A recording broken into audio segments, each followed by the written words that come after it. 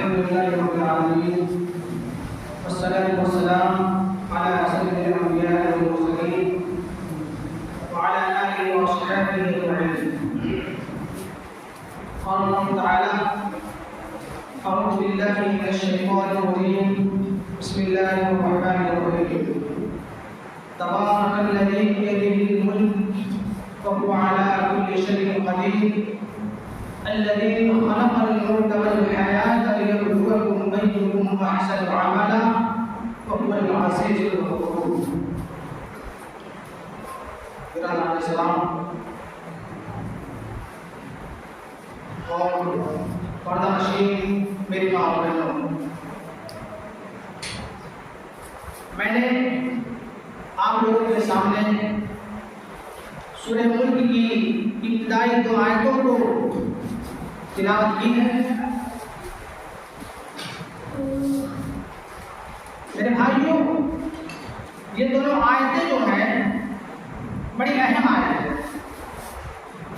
اس آیت میں اللہ نے ہماری زندگی، ہماری پیدائش اور ہماری موت کا ایک مقصد بیان کیا ہے کہ اللہ نے ہمیں کیوں پیدا کیا اور موت کا نظام کیوں بنایا. آئیے پہلے اس کا ترجمہ کرتے ہیں، پھر بات کو آگے بڑھاتے ہیں. تبارک الذی بیدہ الملک وہو علی کل شیء قدیر. بڑی بابرکت والی ہے وہ ذات جس کے ہاتھ میں پورے کائنات کی بادشاہت ہے اور وہ ہر چیز پر، ہر شے پر قادر ہے. الذی خلق الموت والحیات، جس نے پیدا کیا موت کو، جس نے پیدا کیا زندگی کو، جو قابل غور ہوتا ہے. ہم اور آپ یہ سمجھتے ہیں کہ انسان مر گیا یہی موت ہے، انسان کی زندگی ختم ہو گئی یہی موت ہے، انسان کے جسم کی دھڑکن بند ہو گئی یہی موت ہے. نہیں، موت اس کا نام نہیں. موت بھی اللہ کی ایک مخلوق ہے. جس طرح انسان اللہ کی ایک مخلوق ہے، جانور اللہ کی ایک مخلوق ہے، اسی طرح موت بھی اللہ کی ایک مخلوق ہے. اور اس کو اور صاف طریقے سے سمجھنے کے لیے اللہ کے نبی کو حدیث بتائیے. اللہ کے نبی فرماتے ہیں قیامت کا دن ہوگا جب جنتی جنت میں چلے جائیں گے اور جہنمی جہنم میں چلے جائیں گے. اللہ کی طرف سے آواز دی جائے گی، اے جنتیوں ادھر آؤ، اے جہنمیوں ادھر آؤ. اللہ جنتیوں جہنمیوں کے سامنے موت کو ایک تنبے کی شکل میں لائے گا. اللہ موت کے گلے پر چھری چلا دے گا، اللہ موت کے گلے پر چھری چلا دے گا، موت کو ذبح کر دے گا. اس کے بعد اعلان کر دیا جائے گا یا اہل الجنت خلود لا موت، یا اہل النار خلود لا موت. اے جنتیوں دیکھ لو، اب موت کو بھی موت آ چکی ہے، اب تمہیں جنت میں موت آنے والی نہیں ہے. اے جہنمیوں دیکھ لو، اب موت کو بھی موت آ چکی ہے، اب تمہیں جہنم میں موت نہیں آئے گی. یعنی موت بھی اللہ کی مخلوق ہے. موت کو بھی اللہ ایک دن ذبح کر دے گا، موت کو ختم کر دے گا. جنت میں موت آئے گی، جہنم میں موت آئے گی. تو اللہ نے کیا کہا کہ ہم نے زندگی، ہم نے موت اور زندگی کو پیدا کیا. کیوں پیدا کیا؟ لِيَبْلُوَكُمْ أَيُّكُمْ أَحْسَنُ عَمَلًا. ہم نے تمہیں اس لیے پیدا کیا کہ ہم تمہیں آزمانا چاہتے ہیں، ہم تمہارا امتحان لینا چاہتے ہیں، ہم یہ دیکھنا چاہتے ہیں کہ تم میں سے کون اچھا عمل کرتا ہے، تم میں سے کون اللہ کو راضی کرنے والا عمل کرتا ہے. اللہ نے یہ نہیں کہا کہ تم میں سے کون زیادہ عمل کرتا ہے. نہیں، اللہ نے کہا تم میں سے کون اچھا عمل کرتا ہے. یعنی اس سے یہ پتہ چلتا ہے کہ اللہ کے یہاں ہمارے اعمال کی کوانٹٹی نہیں دیکھی جائے بلکہ کوالٹی دیکھی جائے. ہمارے عمل کی کوالٹی کیا ہے اللہ اس کو دے گا. اور اس آیت کے سلسلے میں بعض صحابہ اور بعض تابعین سے یہ بات منقول ہے، وہ تفسیر میں بیان کرتے ہیں کہ اللہ کو وہ عمل پسند ہے جو خالص ہو، جس میں کسی طرح کا کوئی دکھاوا نہ ہو، ریاکاری نہ ہو. اللہ کو وہ عمل پسند ہے. اللہ کو وہ عمل پسند ہے جس پر شریعت کی مہر ہوگی. اور یہی تو باتیں اللہ نے سورہ کہف کی آخری باتوں میں بتائی ہیں. فَمَنْ كَانَ يَرْجُو لِقَاءَ رَبِّهِ فَلْيَعْمَلْ عَمَلًا صَالِحًا وَلَا يُشْرِكْ بِعِبَادَةِ رَبِّهِ أَحَدًا. جو اپنے رب سے ملاقات کرنا چاہتا ہے، جو اپنے رب سے ملنا چاہتا ہے، جو جنت میں جانا چاہتا ہے، اسے چاہیے کہ وہ دو کام کر لے. پہلا یہ کہ وہ کوئی بھی عمل کرے نہیں کرے، اور دوسرا یہ کہ وہ اللہ کے ساتھ کسی کو شریک نہ کرے. میرے پیارے ساتھیوں، یہ دنیا کی زندگی امتحان کی جگہ ہے. ہمارا یہاں ایک ایک لمحہ اللہ کی امانت ہے. ہمیں اپنا ایک ایک قدم یہ سوچ کر زندگی گزارنا چاہیے کہ ہمارے اوپر اللہ کی نظر ہے، ہمیں اللہ دیکھ رہا ہے، ہم کیا کر رہے ہیں ہمارے اوپر اللہ کی نظر ہے. جس طرح آج ہم دنیا بڑی ترقی پہ ہیں، بڑی ترقی کر رہی ہے. ہم بڑے بڑے دکانوں پہ ہم جائیں گے، بڑے بڑے شو روم میں آپ چلے جائیں گے، وہاں آپ کو کیمرہ لگا ہوا دکھائے گا، کیمرہ لگا ہوا.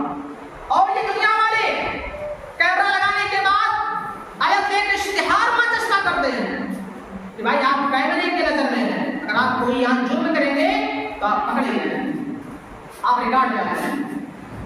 میرے بھائیوں، میری ماں اور بہنوں، اللہ نے بھی ہمارے اوپر ایک سرگرم سسٹم بنایا ہے. اللہ نے بھی ہمارے اوپر ایک کیمرہ لگایا ہے. یہ دنیا کے کیمرے تو برباد ہو سکتے ہیں، یہ دنیا کے کیمرے تو خراب ہو سکتے ہیں، دنیا کی ریکارڈنگ تو برباد ہو سکتی ہے، لیکن اللہ نے ہمارے اوپر جو کیمرہ لگایا ہے وہ کیمرہ کبھی خراب ہونے والی نہیں ہے، وہ ریکارڈنگ کبھی برباد ہونے والی نہیں ہے. اللہ نے فرمایا وَإِنَّ عَلَيْكُمْ لَحَافِظِينَ كِرَامًا كَاتِبِينَ يَعْلَمُونَ مَا تَفْعَلُونَ. میرے بندو، ہم نے تمہارے ایک ایک عمل کو ریکارڈ کرنے کے لیے، ایک ایک عمل کو لکھنے کے لیے، ایک ایک عمل کو نوٹ کرنے کے لیے ہم نے تمہارے اوپر کرامن کاتبین کو مقرر کر دیا ہے، جو تمہارے ایک ایک عمل کو لکھ رہے ہیں، نوٹ کر رہے ہیں. ہمارے ایک ایک عمل کو لکھا جا رہا ہے، نوٹ کیا جا رہا ہے.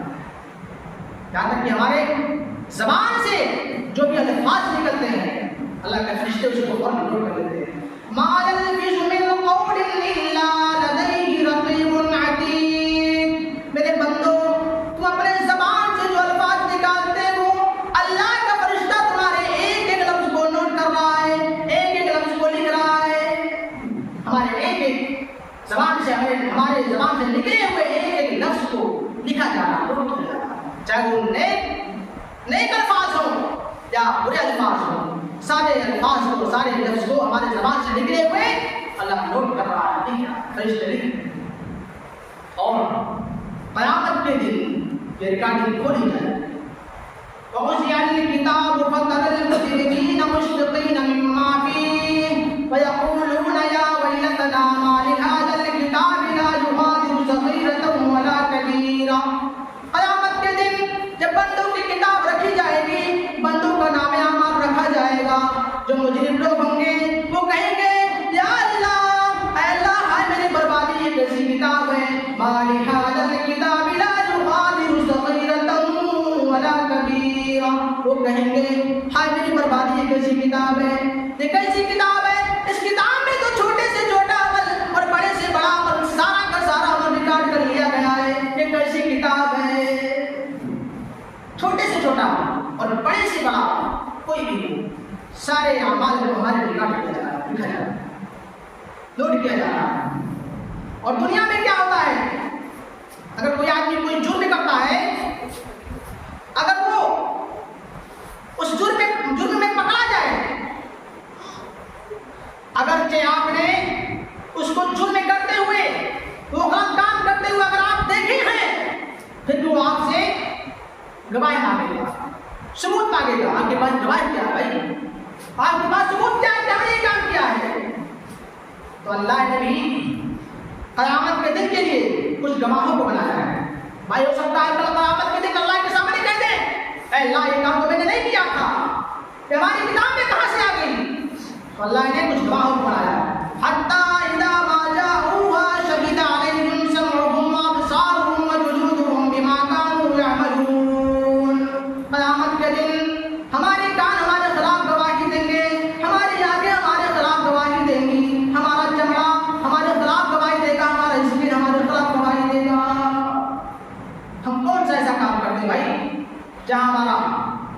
ہماری آنکھیں موجود نہ ہو، جہاں ہمارا کان موجود نہ ہو، جہاں ہمارے جسم کے چمڑے موجود نہ ہو، ہم کہاں بچ کے جائیں گے بھائی؟ ہم نہیں بچ سکتے۔ جب قیامت کے دن ہمارے خلاف گواہی دیں گے کہیں گے، اور جب یہ قیامت کے دن گواہی دیں گے تو انسان کہے گا اے میری چمڑی تو کیسے بولنے لگے؟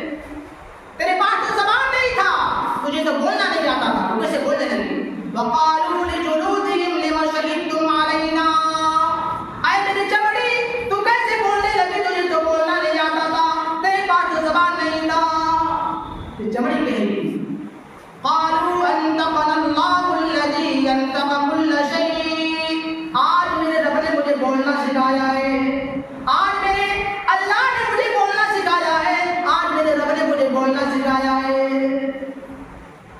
بھائیو، قیامت کے دن اللہ ہمارے جھگڑے کو زبان دے گا کہ ہمارے خلاف گواہی دیں گے، بولیں گے، اور ہماری آنکھیں، ہمارے کان، ہمارے چمڑے یہ تو گواہی دیں گے ہی، یہ زمین ہی کل قیامت کے دن اللہ کے سامنے گواہی دے گی۔ اذا زلزلت الارض زلزالها واخرجت الارض اثقالها وقال الانسان ما لها يومئذ تحدث اخبارها، جس زمین پر ہم نیکی کا کام کرتے ہیں وہ زمین بھی کل قیامت کے دن اللہ کے سامنے بولے گی، اللہ کے سامنے گواہی دے گی، اور جس زمین پر ہم پاپ کرتے ہیں، برائی کا کام کرتے ہیں، برائی کا کام کرتے ہیں، وہ زمین بھی کل اللہ کے سامنے بولے گی، گواہی دے گی، وہ زمین بھی گواہی دے گی۔ ہم کہاں بچ گئے ہیں؟ ہم کون سا ایسا عمل زمین سے ہٹ کے کر رہے ہیں؟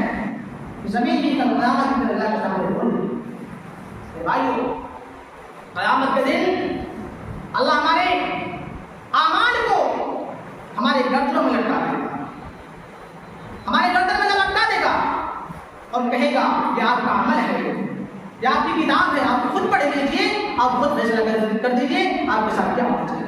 وَكُلَّ إِنسَانٍ أَلْزَمْنَاهُ طَائِرَهُ فِي عُنُقِهِ وَنُخْرِجُ لَهُ يَوْمَ الْقِيَامَةِ كِتَابًا يَلْقَاهُ مَنشُورًا، قیامت کے دن ہم بندوں کا نام اعمال کی گردنوں میں لٹکا دیں گے اور ہم کہیں گے اقرأ کتابک کفیٰ بنفسک اليوم علیک حسیبا، اے میرے بندے یہ تیری کتاب ہے، آج کوئی دوسرا تیرا حساب نہیں لے گا، آج تیسرے تیرا حساب نہیں لیں گے، یہ تیری کتاب ہے، تو خود پڑھ لے، تو خود بتا دے تیرے ساتھ کیا معاملہ ہونا چاہیے، تیرے ساتھ کیا ہونا چاہیے، تو خود بتا دے۔ اللہ ہمارے اعمال کو ہمارے گردنوں میں رکھا ہے، کہے گا آپ خود پڑھ لیجیے، آپ خود بتائیے آپ کے ساتھ کیا ہونا چاہیے۔ آج کوئی دوسرا تیرا حساب لینے نہیں آئے گا، آج کوئی تیسرا تیرا حساب لینے نہیں آئے گا، تو خود بتا تیرے ساتھ کیا ہونا چاہیے۔ بھائیو، اسی لیے ہماری شریعت کہتی ہے کہ ہمیں یہ سوچ کر زندگی نہیں گزارنی چاہیے کہ ابھی ہم 70 سال 80 سال زندہ رہیں، موت کا کوئی ٹھکانا نہیں، کون کب دنیا سے چلا جائے اس کا کوئی ٹھکانا نہیں۔ آج موت جو ہے، اموات جو ہے 20 سال کی بھی ہوتی ہے، 25 سال میں بھی ہوتی ہے، 28 سال میں بھی ہوتی ہے، آج موت کا کوئی ٹھکانا نہیں ہے۔ موت جو ہے عمر دیکھ کر نہیں آتی ہے کہ آپ کی عمر کیا ہے، آپ کے ساتھ مجبوری کیا ہے، آپ کے خواب کیا ہے۔ موت جو ہے یہ تمام چیزیں دیکھ کر نہیں جاتی ہے، آپ کا وقت جب ہو جائے گا، پورا ہو جائے گا، موت آپ کے پاس پہنچے گی۔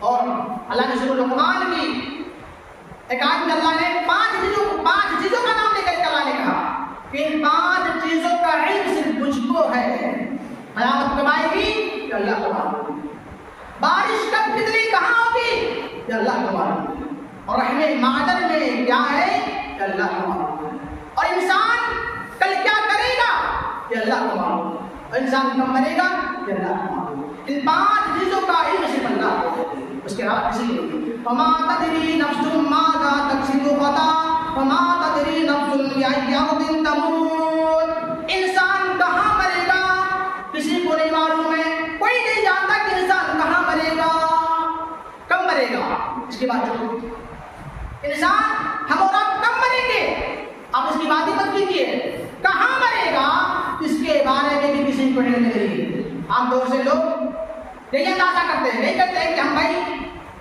اپنے گاؤں میں مریں گے. اس لیے کہ آدمی زیادہ وقت اپنے گاؤں ہی میں گزارتا ہے تو ہم اور آپ یہ اندازہ کرتے یہ سوچتے ہیں کہ ہم رتن پور کے رہنے والے ہیں, ہمارا انتقال ہماری موت اپنے گاؤں میں ہو. نہیں, موت جہاں جس مقام پر جس ٹائم پر لکھا ہے وہ آپ کو وہاں حاصل کرنے کسی بہانے سے آپ کو وہاں چلے. آپ چاہے پوری زندگی اپنے گاؤں ہی میں گزاریں اور آپ کی موت غیر وطن میں لکھی ہے تو آپ موت جو ہے آپ کو وہاں حاصل کر کے جائیں. میرے بھائیوں, ہمیں چاہیے کہ ہم موت کو یاد کریں اور موت کو یاد کر کے اپنی آخرت کو بنانے کی کوشش کریں.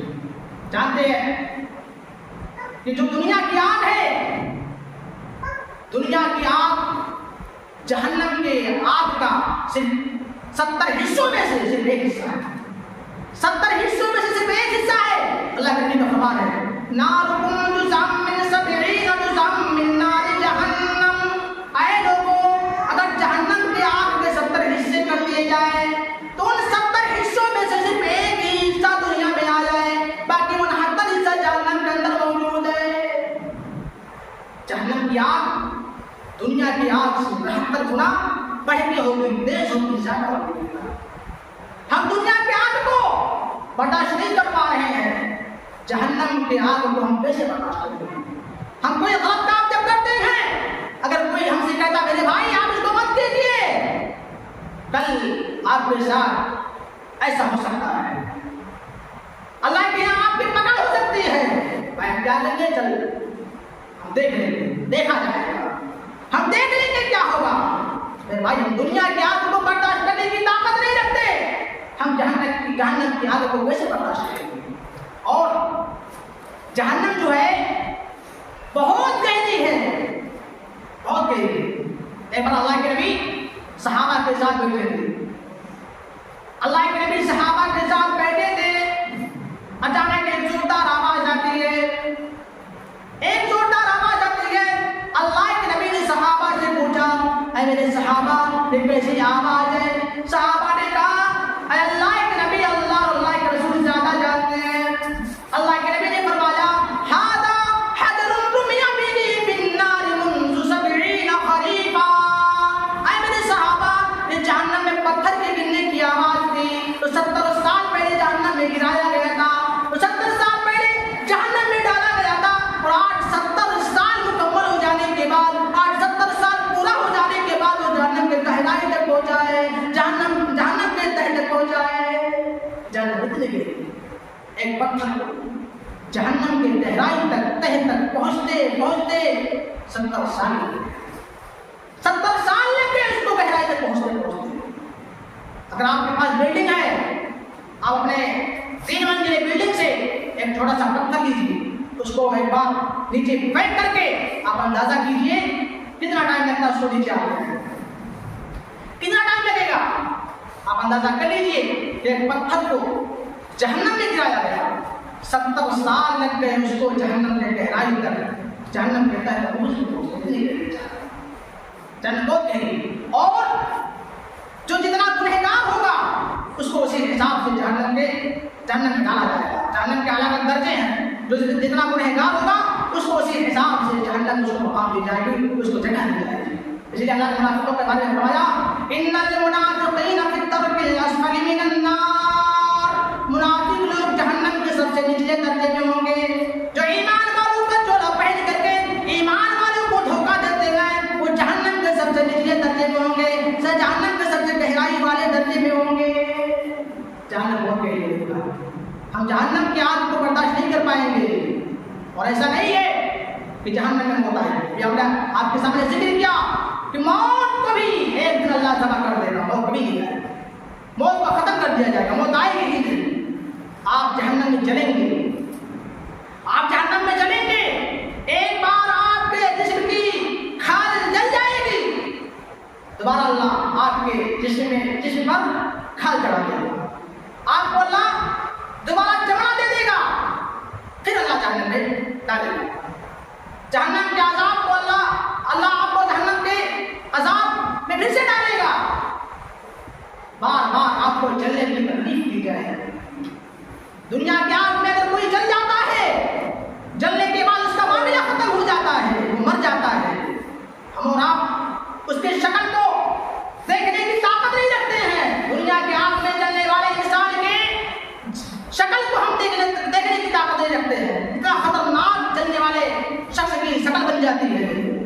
جہنم کی آگ ہماری کیا حالت کرے گی آپ ذرا سوچ لیجیے. دنیا کی آگ سے منحقر بنا سکتا ہے. میرے بھائی وقت ہو چکا ہے. اب میں آخر میں اللہ سے دعا کرتا ہوں کہ ہمارے یہاں تمام مسلمانوں کو جہنم کی آگ سے بچائے. آمین. ہمارے یہاں ہم میں سے ہمارے جو آبا و اجداد اس دنیا سے جا چکے ہیں ان کے قبروں کو نور سے بھر دے اور انہیں جنت الفردوس سے عطا فرما. آمین. ہمارے یہاں مسلمان دنیا میں جہاں کہیں